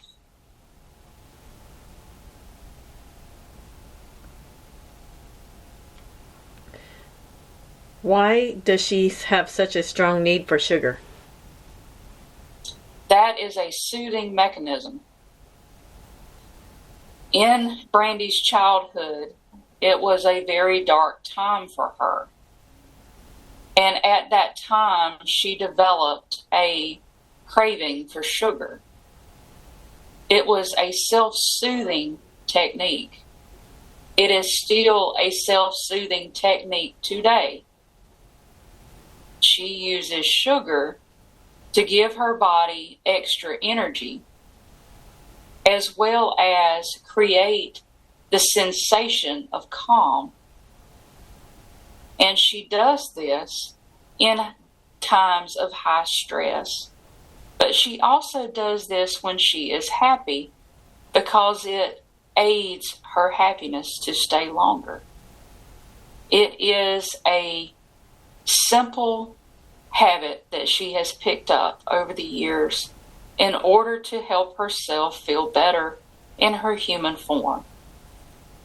She is able to control this, and she has proved this to herself before, but she does revert back to it in a short order. And that is because this is the one thing that she has found that gives her soothing.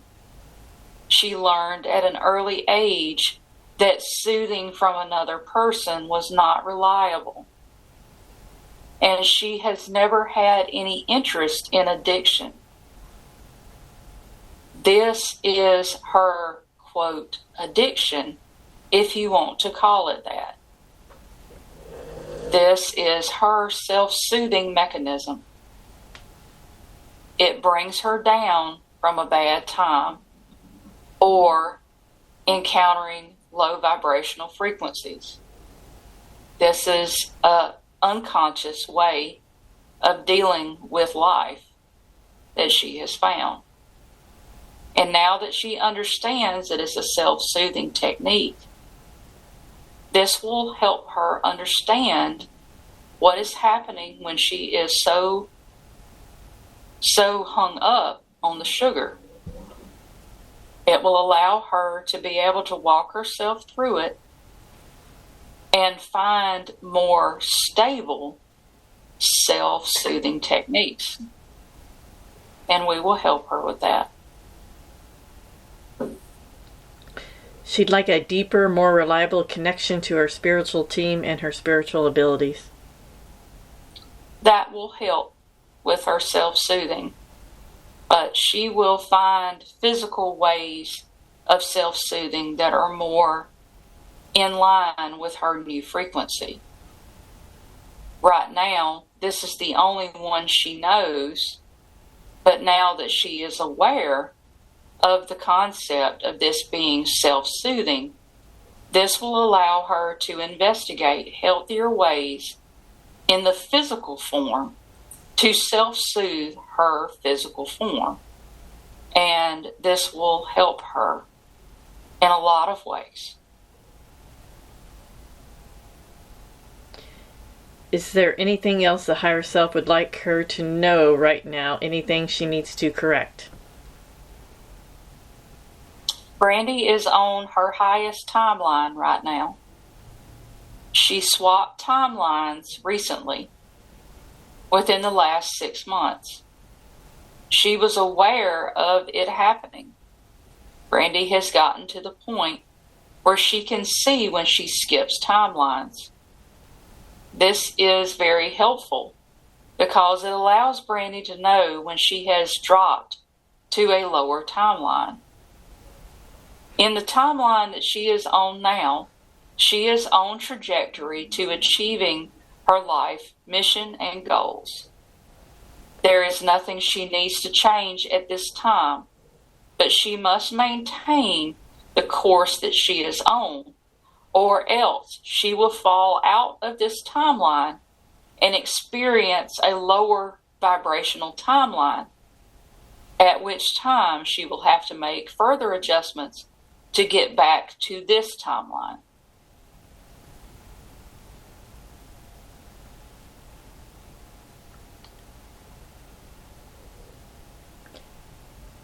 The religious spirit is so spiteful. What does her higher self have to say about these modern day Pharisees? It's bullshit. To use her terminology. Religion is nothing. It is a man-made concept of nothingness. And these programmed people are part of the matrix. They are not human in a lot of instances.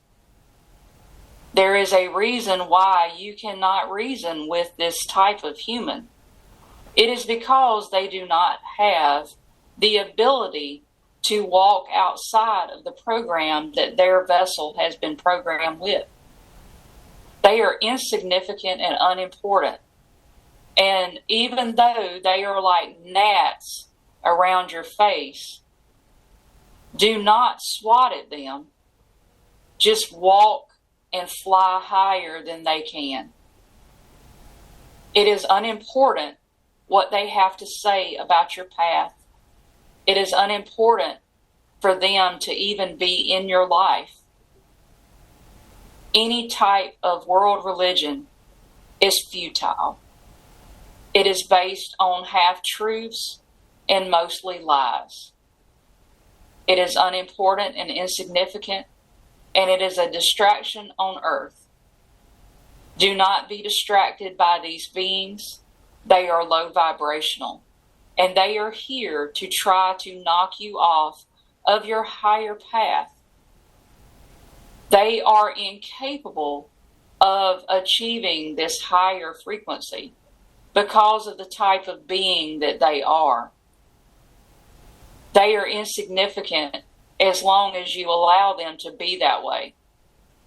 If you ever engage with them for any length of time or give their program any type of space in your life, it can contaminate the timeline that you are on, and that is their goal. Do not worry about them. Let them pass by. And rise above the chatter. They are incapable of harming you in this lifetime. Anything that they do to you, we will automatically correct. It is not an issue, and it is merely part of the matrix. It is merely part of the lower forces on planet Earth that are of slavery to keep as many humans in slavery and bondage and fear as possible. Because as the human body fears, it is easier to control. And world religions are all about control. They are a low vibrational experience, a program installed on Mother Earth to enslave and capture, and that is its only purpose. These people are not important, and now that you know the truth, it is time for you to explain this to other light workers that identify with the Christian label. Tell them what I have just told you and help them rise above as well. World religion is a joke. It is just that. And anything or anyone that comes along to try to knock you off of your path by telling you that you're going in the wrong direction is merely there to hopefully knock you off of your higher path. These beings are from a lower vibration, and they're part of slavery on planet Earth.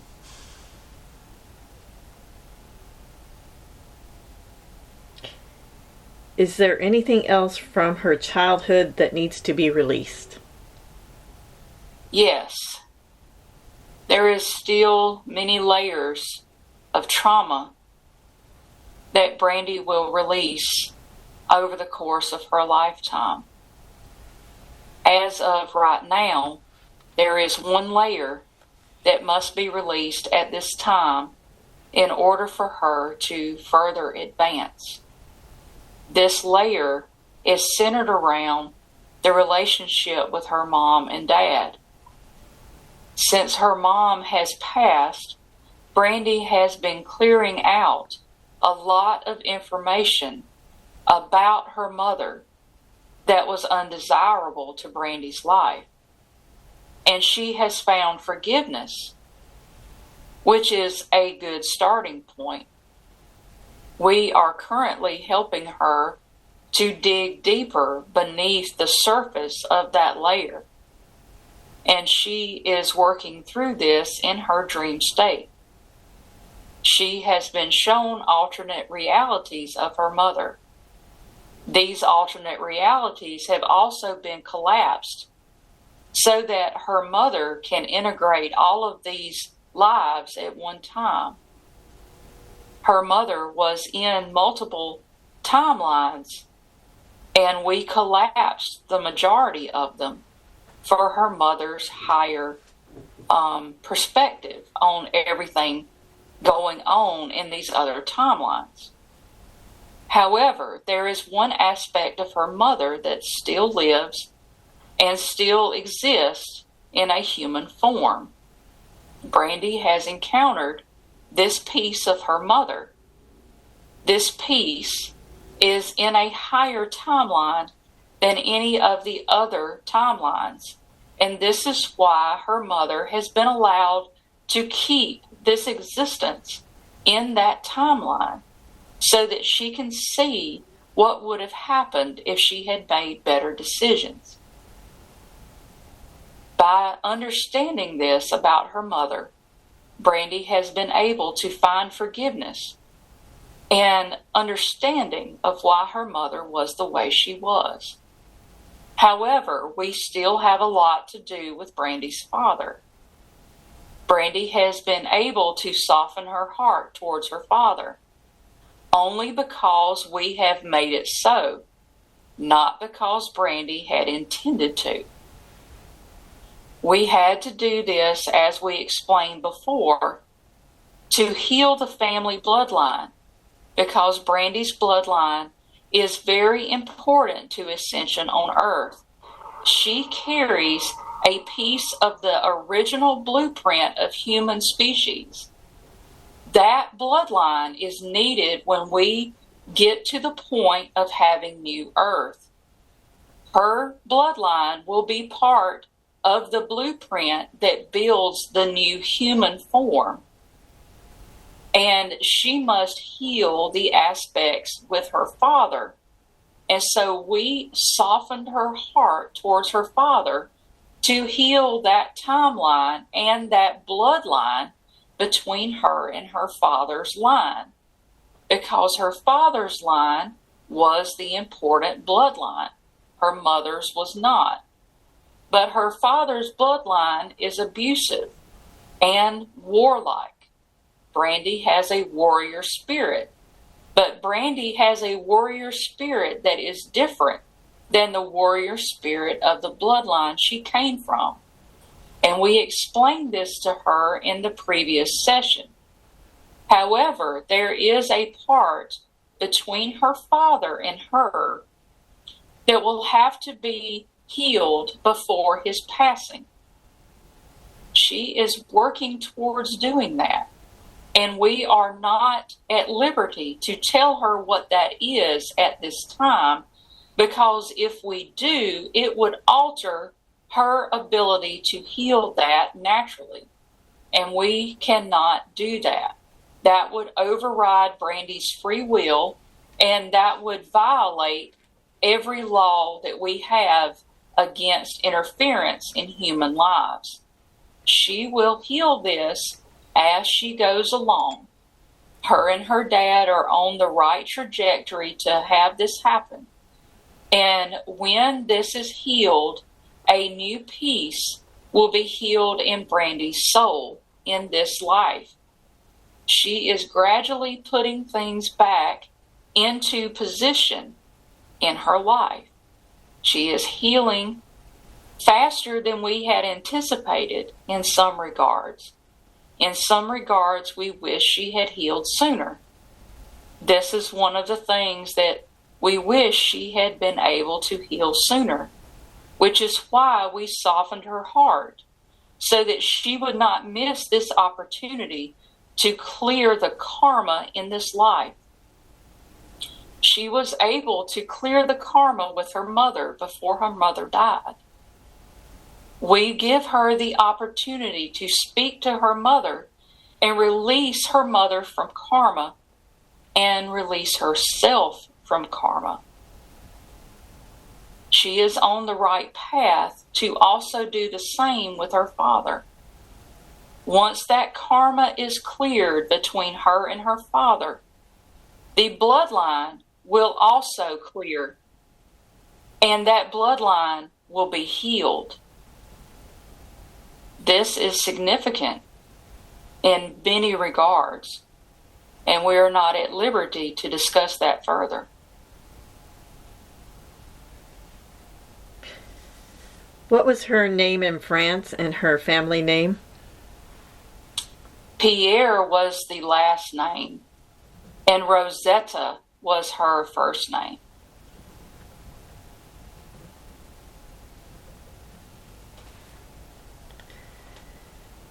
What has taken me so long to open my third eye? There is a lot of things that still need to be healed. And you are on the right path with the work that you are doing. You are learning new things as you go along. And your third eye is actually more open than you think it is. You are blocking your own third eye in some regards. There are things that you are misunderstanding. And by misunderstanding, you are clouding your third eye and what your intuition is telling you. My suggestion is to reevaluate some of those things that you have come to understand through your intuition, not through your logical mind. Your logical mind is getting in the way. Trust your intuition, because your third eye is already open. It's just that you are not believing what you're understanding, and you are not reaching out with your intuition. You are reaching out with your karmic mind, with your human mind, with your logic. Your logic is not going to be able to get you to the point that you are seeking. Thank you. Is there anything else that I should have asked that I did not ask? no, not at this time. Brandy is able to move forward. I am glad that she agreed to have this session with you. And I am glad that you listened to the guidance. We wanted the two of you to have a session so soon because Brandy needed to experience a new perspective, and we wanted to elaborate more on the session that she had previously. And we also wanted to help you understand the soul connection that you have to Brandy and why that came up for you and for her. We are happy that the two of you listened to our to our nudgings. Mm-hmm. I really enjoyed it. I was amazed. I love it when you guys nudge us like that and we know it. Yes. I fully. And we are glad that you listen. It is important in your soul journey to listen whenever you can to these nudges. I fully appreciate it, and thank you for all the help that you have given Brandy today. It was just a beautiful, wonderful session. I loved it all. You are welcome, and we are grateful for you facilitating this information coming through. With love and gratitude, I ask now for the aid of the higher self. We are thankful for all that it did today for Brandy. I ask now that all the energies we spoke to today return back to where they belong. We give thanks for all the aid we were given today. Remember, what was shown from the past exists in the past or anywhere else that we travel today, and we will leave it there for your highest healing.